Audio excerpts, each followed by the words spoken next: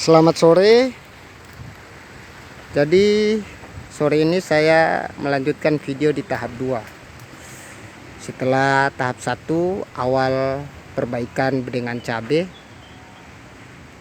untuk menanam cabai kembali dan jagung. Teman-teman bisa lihat di video tahap 1 ya. Ini tahap 2 saya bikin video singkat bagaimana tanah yang sudah digemburkan, bedengan yang sudah digemburkan, kemudian kita memberikan bahan organik. Nah, sore ini saya sudah memberikan 7 bedengan bahan organik, yaitu kompos, arang dengan abu bakaran, dan juga serutan dan serbuk kayu, serbuk gergaji. Teman-teman punya banyak cara untuk melakukan itu. Teman-teman punya banyak cara untuk bisa menggantikan mengolah tanah dengan baik. Nah, hari ini saya coba berbagi pengalaman. Nah, ini satu bedengan yang belum saya isi dengan bahan organik karena saya mau membuat video sore ini. Jadi ada kompos Smatex, ini kompos, kemudian ini abu dan arang, kemudian ini serutan. Nah, caranya seperti apa?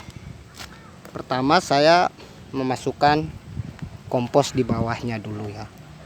Jadi kompos kita masukkan di bawah, masukkan bahan organik kompos ini di bawah.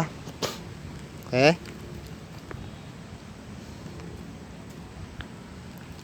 kita masukkan bahan organik kompos di bawah sebelum layer pertama ya, lapisan di tanah lahan.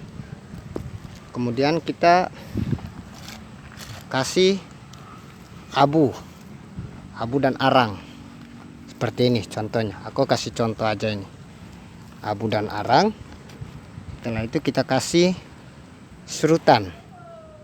Nah, jadi sudah kayak seperti lapisan kue. Kita kasih serutan seperti ini, tutup biar bisa maksimal kompos dan abu dan arang itu bekerja karena ditutupi oleh mulsa organik alami, yaitu kompos serutan kayu.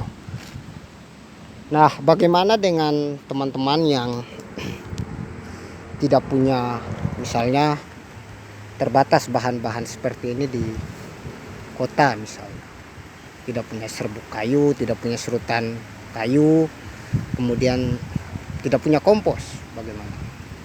Nah, kalau tidak punya kompos ya sudah, manfaatkan lahan yang ada, menanam setahap demi setahap, memasukkan bahan-bahan organik ke situ, rumput segala macam yang baru dicabut dimasukkan ke situ. Kemudian hasil bakaran abu, arang dimasukkan ke situ. Abu bermanfaat sekali buat tanah karena bisa mengatur pH tanah, ada nutrisinya di situ agar tanah itu tetap stabil, baik untuk tanaman, juga tidak asam. Arang bisa menjadi rumah bagi mikroba, rumah bagi organisme, dan tempat tersimpannya nutrisi yang akan kita kasih ke situ, tempat tersimpannya bakteri di situ, dan selalu memproduksi hara bagi tanaman, seterusnya dan seterusnya. Misalnya kita tidak punya arang, tidak punya serutan kayu, tidak punya serbuk gergaji, ya bisa menggunakan cacahan-cacahan rumput, cacahan batang pisang, cacahan apa saja bahan-bahan organik, dan dikasih sebagai mulsa di atas bedengan. Dan setelah itu kita akan siram dengan air ataupun siram dengan pupuk cair ataupun apa, yang terpenting bahan organik, dan kita biarkan 14 hari sampai 21 hari. Ataupun kalau kita mau eksperimen, silakan coba menanam beberapa tanaman saja, ataupun langsung menanam juga tidak jadi masalah bagi petani-petani organik yang tanahnya sudah dijamin akan tumbuh tanaman bibit di situ. Oke teman-teman, mungkin ini video singkat di tahap kedua. Semoga bermanfaat bagi kawan-kawan, teman-teman petani organik dimanapun berada. Kita jumpa lagi di tahap 3, yaitu pemberian pupuk cair. Bagaimana memupuk bedengan, memupuk tanah sebelum dimasukkan tanaman. Sampai jumpa, jaga kesehatan, jaga alam, teruslah menanam, teruslah menyayangi alam. Semoga kita bisa mendapatkan apa yang dikasih alam kepada kita untuk kehidupan kita sehari-hari. Terima kasih teman-teman sudah mendukung channel saya, sudah mendukung YouTube Kebun Organik Kota Ternate. Silakan saksikan video di situ.